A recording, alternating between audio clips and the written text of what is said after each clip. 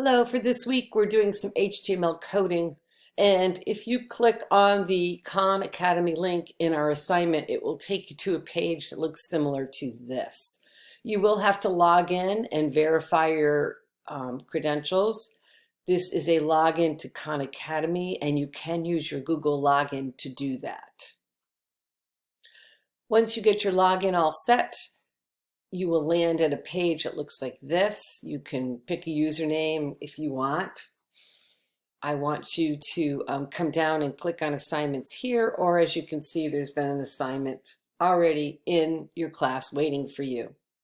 You can start that assignment, and in this assignment,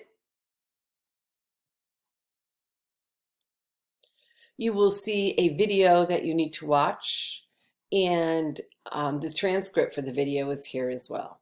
This menu on the left is going to take you through the steps. Every time you click on a step, on the right hand of the screen will be some information. And this is a hands-on class. So what you're going to do is play around with just watching how some Welcome of these to my webpage. results. I know, it's not a very exciting. When you get to the challenge is when you are going to do some hands-on. It's going to give you some instructions here, and you'll see the results over here. So it says, use the H1 tag we learned about, add a heading for your poem. So what that basically would mean is that we'd come down here, we'd start a tag called H1, type in a heading, and notice on the right-hand side it's going to appear. As you click through your challenges, you're going to choose next step.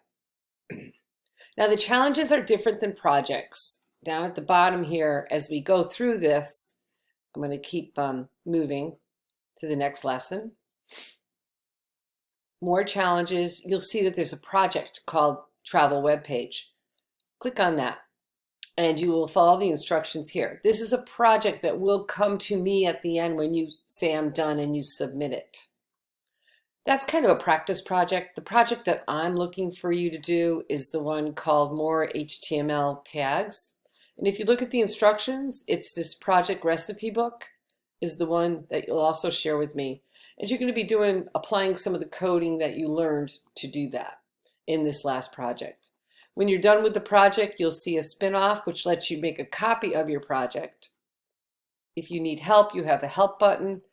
But in the end, you will be submitting this to me, and that will go into our classroom. So always make sure you click on the spin-off so I see it. You don't have to go to text properties. We're stopping here. It's 3 screens full of hands-on items. If you have any questions, let me know.